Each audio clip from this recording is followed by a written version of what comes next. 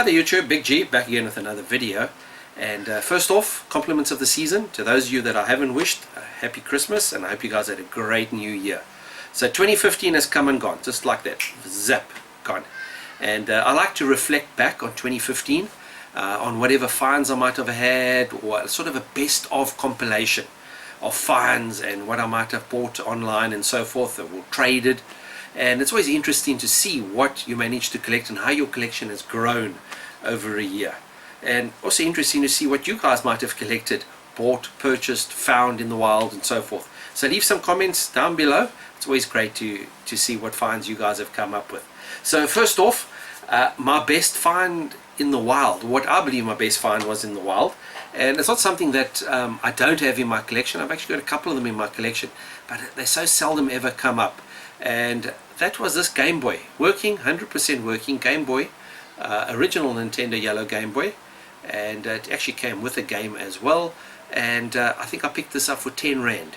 So for less than £1, I thought this was my best find overall in 2015. A lot of other finds, there were some honorable mentions like some Sega stuff and that sort of thing that I found, but out in the wild locally. And you know, I live in a small town, so there's not much opportunity to actually find stuff at auctions and at garage sales. So most of my stuff that I've picked up has been online.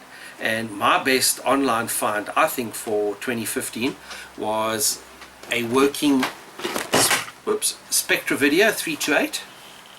I actually managed to get 2 of them in 2015, working 100%, which was great. It came with a cartridge, flipper slipper. Now these are incredibly difficult to find. You don't often find the Spectra. Yes, you can pick up the MSX ones, but they don't work on the original Spectra video hardware. So these are really tough to come by, and that's working. And obviously it was boxed and complete. So I do have a couple of Spectra videos in my collection, but was very happy to actually have picked that one up. And then what next? Trades. I did a couple of trades in 2015, which was something new for me. And one of the, in my mind, the best trade that I managed to do was with one MSX to go. Was for these 2 MSX cartridges. Very difficult to come by for myself. I've got to purchase these online. They go for a lot of money, so it was great. I traded some Spectrum games for these cartridges, and then one MSX to go sent me a whole lot of extras as well, some MSX games, some Spectrum stuff, etc. So that was really a great trade for me. What next? Now when it comes to mods for 2015, I did a couple of mods. There were some AV mods for certain machines and that, but the one that I really enjoyed was this one. This was actually a DIY U-cassette. So not strictly speaking a modification to an actual machine, but I enjoyed putting this one together, and it assists me in actually playing my Commodore 64 games. Just grab it out here. So it was a quick and simple little build. You know, it comes in kit form and works very well, and it allows you then to load your games onto your Commodore 64 stuff via MP3s from your PC and so forth. When it comes to rebuilds for 2015, the one that I really enjoyed the most, and which I believe actually came out the best, was my Xevious 3D build. I'll put some imagery up there.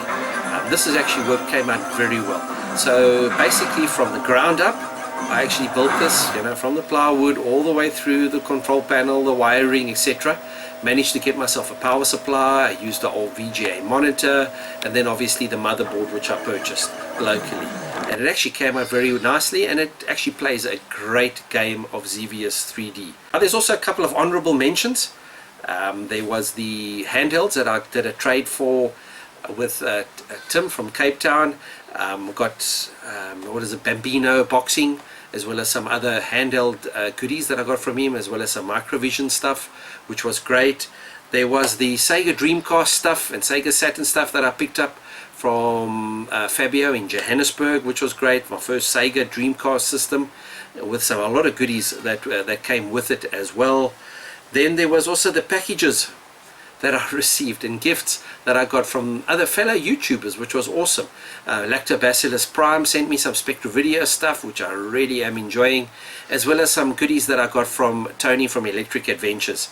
I purchased some MSX new old software from him, and he sent me some freebies as well, so that was great. So guys, in a nutshell, that was my pickups and trades for 2015.